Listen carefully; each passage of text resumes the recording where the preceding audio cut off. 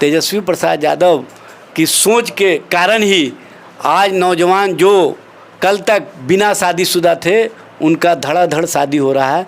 ये तेजस्वी जी का नौकरी और रोज़गार का परिणाम है। स्मार्ट मीटर के नाम पर बिहार में लूट चल रही है। स्मार्ट मीटर के नाम पर किस तरह से गरीबों, शोषितों, वंचितों के घरों में बिजलियाँ तो पहुंच रही है लेकिन उनके आंखों में आंसू होता है।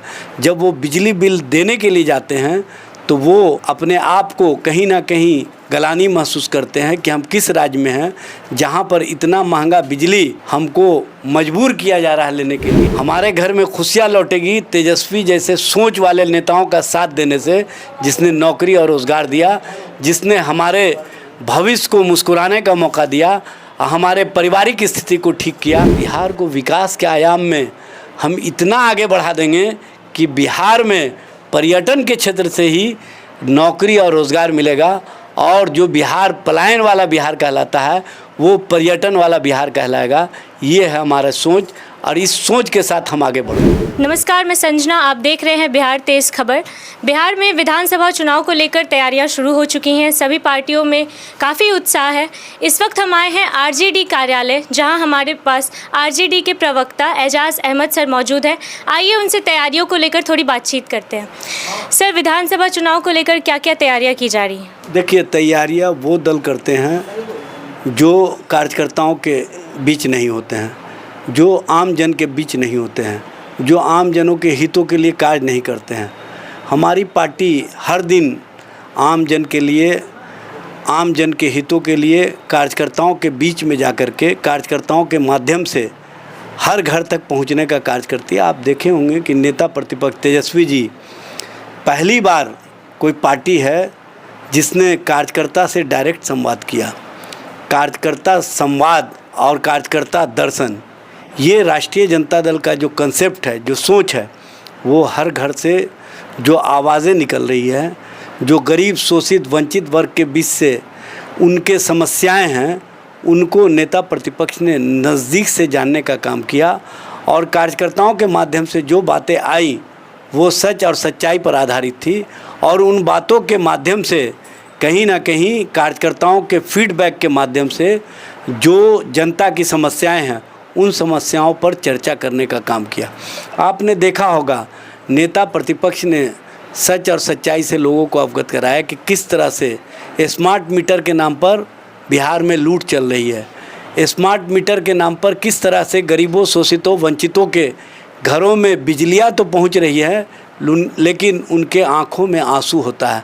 जब वो बिजली बिल देने के लिए जाते हैं तो वो अपने आप को कहीं ना कहीं गलानी महसूस करते हैं कि हम किस राज्य में हैं जहां पर इतना महंगा बिजली हमको मजबूर किया जा रहा है लेने के लिए। इस तरह की राजनीति जो बिहार में चल रही है, बिहार में जिस तरह से जनता दल यू और भारतीय जनता पार्टी के लोग जनता और जनता के हितों के खिलाफ काम कर रहे हैं, वो स्पष्ट रूप से दिख रहा है। ये बताने की आवश्यकता नहीं है। सर, जैसे अभी नवादा में जो घटना हुई है वहाँ पे जीतन राम मांझी जी ने सीधा एक जाति पे उन्होंने सीधा एक इल्ज़ाम लगा दिया। देखिए, जीतन राम मांझी जी चाहते थे कि माहौल ख़राब हो। जीतन राम मांझी जी केंद्र सरकार के मंत्री हैं, लेकिन उन्होंने इतना अगंभीर बात और इतना बचकाना बात किया जो समाज में कहीं ना कहीं विभेद और नफ़रत फैलाने वाला मामला था। लेकिन सरकार के स्तर से, नवादा ज़िला प्रशासन के स्तर से स्पष्ट रूप से सामने बातें आई कि इसमें जिन जातियों का नाम इंगित करके जीतन राम मांझी बयान दे रहे हैं उसमें उनका कोई इन्वॉल्वमेंट नहीं है। जो एफआईआर में नाम दर्ज थे, सारे नामों को प्रशासन ने उजागर कर दिया। सारे नामों के साथ प्रशासन ने ये भी बताया कि एफआईआर में जो दर्ज है वो सारे लोग गिरफ्तार हो गए हैं। तब जीतन राम मांझी जी अपना फेस सेविंग करने के लिए फिर दूसरी भाषा इस्तेमाल किए और कहे कि इसमें साजिश करता वो लोग हैं। जीतन राम मांझी जी, आप केंद्र सरकार के मंत्री हैं, आप गंभीर होइए, गंभीर बातें कीजिए। अपने आप को स्थापित रखने के लिए वैसी भाषा नहीं बोलिए, वैसी बातें नहीं बोलिए जो समाज और समाज के बीच नफ़रत फैलाने का काम कर रहे हैं। इस तरह के मामले में किनकी संलिप्तता थी और किन लोगों ने वहाँ पर जो महादलित परिवार के लोगों के घरों में आग लगाई, उस बातों को बताने से जीतन राम मांझी डर रहे हैं, चूँकि ये एनडीए का अंदरूनी मामला उजागर हो जाएगा और एनडीए के अंदर जूतम पैजार की स्थिति हो जाएगी। इसीलिए इस तरह के मामले को दूसरी दिशा में भटकाने का प्रयास किए। लेकिन चाहे जितना भी कोशिश कर ले, चाहे जितना भी प्रयास कर ले, बिहार के लोग काफ़ी सजग हैं और राजनीतिक रूप से उनकी जो सोच है वो स्पष्ट रूप से जीतन राम मांझी को जवाब दे दिया कि आप ऐसी भाषा इस्तेमाल मत कीजिए, ऐसी बातें कहीं ना कहीं समाज और समाज के बीच में नफ़रत फैलाने वाला जो मिथ्या प्रचार आप किए हैं, इसके लिए आप बिहार की जनता से माफ़ी मांगिए।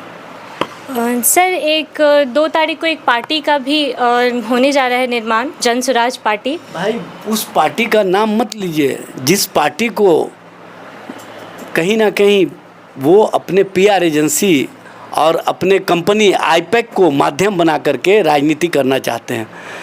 उनकी पार्टी कहीं ना कहीं उन लोगों का राजनीतिक औजार है जो देश में नफ़रत फैला रहे हैं, जो देश में नौजवानों के नौकरी और रोज़गार को छीन रहे हैं, जो देश में कहीं ना कहीं संविधान और संवैधानिक व्यवस्था को कमज़ोर करने का कार्य कर रहे हैं, लोकतंत्र लोकतांत्रिक प्रक्रिया को कमज़ोर करने का कार्य कर रहे हैं।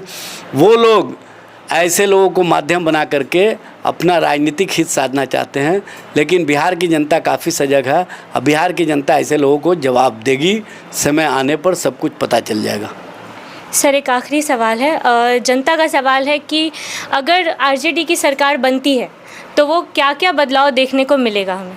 देखिए, आरजेडी 17 महीने तक सरकार में रही। सबसे बड़ा बदलाव आपने देखा कि हर घर में खुशियाँ, हर घर में मिठाइयाँ, हर घर में नौजवानों का जो भविष्य कहीं ना कहीं अंधकार में नज़र आ रहा था, उनके घरों में उजाला नज़र आया, उनके चेहरे पर मुस्कुराहट नज़र आया और उनके परिवार के बीच जो पहले नफ़रत की बात होती थी, उन लोगों ने भी कहा कि इस नफ़रत से हमारे घर में खुशियाँ नहीं लौट सकती है। हमारे घर में खुशियाँ लौटेगी तेजस्वी जैसे सोच वाले नेताओं का साथ देने से, जिसने नौकरी और रोज़गार दिया, जिसने हमारे भविष्य को मुस्कुराने का मौका दिया, हमारे पारिवारिक स्थिति को ठीक किया। तेजस्वी प्रसाद यादव की सोच के कारण ही आज नौजवान जो कल तक बिना शादीशुदा थे, उनका धड़ाधड़ शादी हो रहा है। ये तेजस्वी जी का नौकरी और रोज़गार का परिणाम है। और जब हम फुल फ्लैश सत्ता में आएंगे तो हमने जो वादे किए हैं, 200 यूनिट बिजली मुफ्त देने का, नौकरी और रोज़गार देने का, और साथ ही साथ बिहार को विकास के आयाम में हम इतना आगे बढ़ा देंगे कि बिहार में पर्यटन के क्षेत्र से ही नौकरी और रोज़गार मिलेगा।